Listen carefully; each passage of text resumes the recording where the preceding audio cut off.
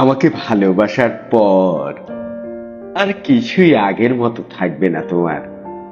যেমন হিরোশিমার পর আর কিছুই আগের মতো নেই উত্তর থেকে দক্ষিণ মেরু পর্যন্ত।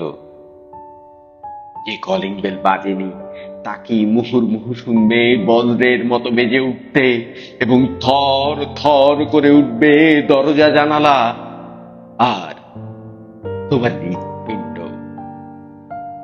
পর মুহূর্তেই তোমার ঝনঝন করে ওঠা এলোমেলো রক্ত ঠান্ডা হয়ে যাবে, যেমন একাত্তরে দরজায় বুটের অদ্ভুত শব্দে নিথর স্তব্ধ হয়ে যেত ঢাকা শহরের জনগণ।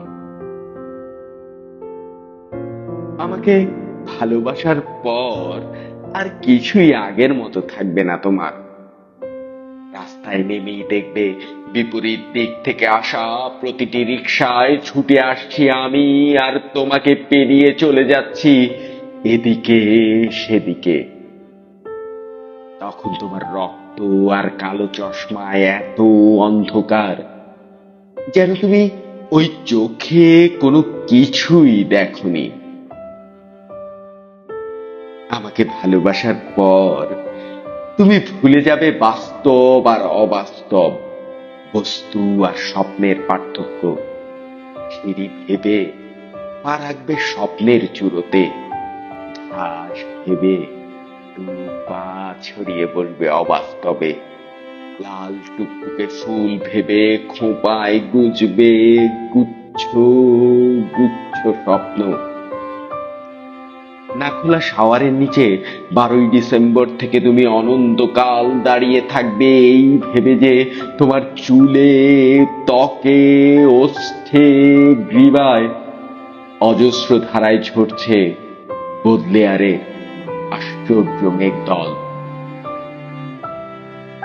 তোমার যে ঠোঁটে চুমু খেয়েছিল উদ্যম পরায়ণ এক প্রাক্তন প্রেমিক, আমাকে ভালোবাসার পর সেই নষ্ট ঠোঁট খসে পড়ে সেখানে ফুটবে এক অনিন্দ গোলাপ।